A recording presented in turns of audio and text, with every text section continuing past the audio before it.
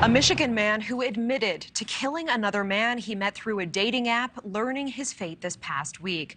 Mark Latunsky, who pleaded guilty in September to the 2019 murder of a 25-year-old man named Kevin Bacon, will face life in prison without the possibility of parole. Now, he admitted to meeting Bacon on the dating app Grindr before killing him and eating parts of his body. Joining us now to talk more about this case is Mary Chartier, defense attorney for Mark. Thank you so much for being here. Oh, you're welcome. First, I want to ask, this is obviously such a horrific crime. Had you ever dealt with taking on a client like this or a case like this before?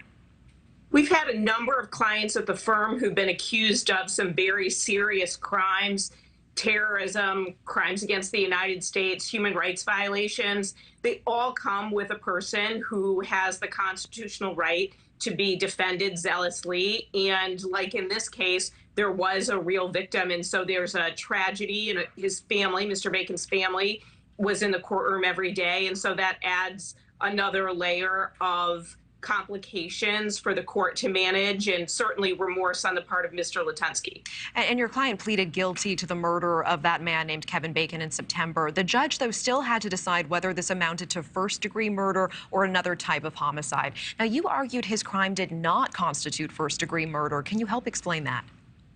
Sure. So the biggest difference in Michigan between first-degree murder and second-degree murder would be two elements: premeditation and deliberation. So premeditation would be thinking about it for enough time that it would be premeditated under the law. And then deliberate is being in a state of mind where someone can truly evaluate the consequences of what they've done. And we argued that Mr. Latunsky's state of mind was such that he could not truly deliberate the consequences of what he had done and what he was about to do. In Michigan, first-degree murder, we know, comes with that mandatory life sentence. Do you plan to appeal the judge's ruling prior to the December sentencing date? No, it would, of course, be Mr. Latunsky's choice, but at this moment, that is not a choice. We're moving forward to sentencing in December.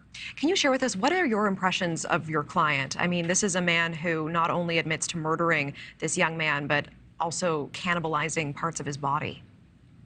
So Mr. Latunsky is just like every other person in that he has the basic right to dignity and respect.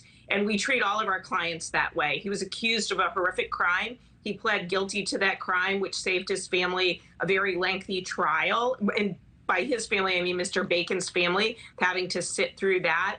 But I mean, he's just like every other client in that we're going to treat that individual with respect. That's what the Constitution requires. He's not treated any differently just because of the allegation or just because he pled guilty to it. Mary, I absolutely hear you. And if I could go off script for just one moment and just ask you personally, I completely understand and really admire your commitment to providing this constitutional right for your client. Personally, was it difficult to defend a man who is an admitted cannibal who pretty viciously murdered this other young man?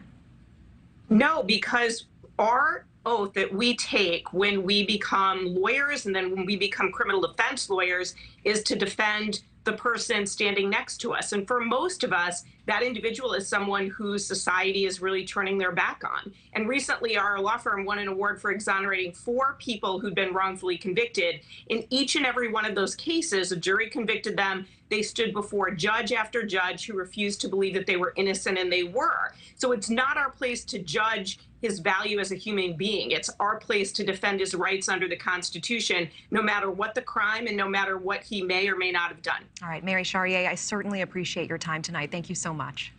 Thank you. Thank you for watching. Go to newsnationnow.com to find News Nation on your television provider. And don't forget to click the red subscribe button below to get more of News Nation's fact-driven, unbiased coverage.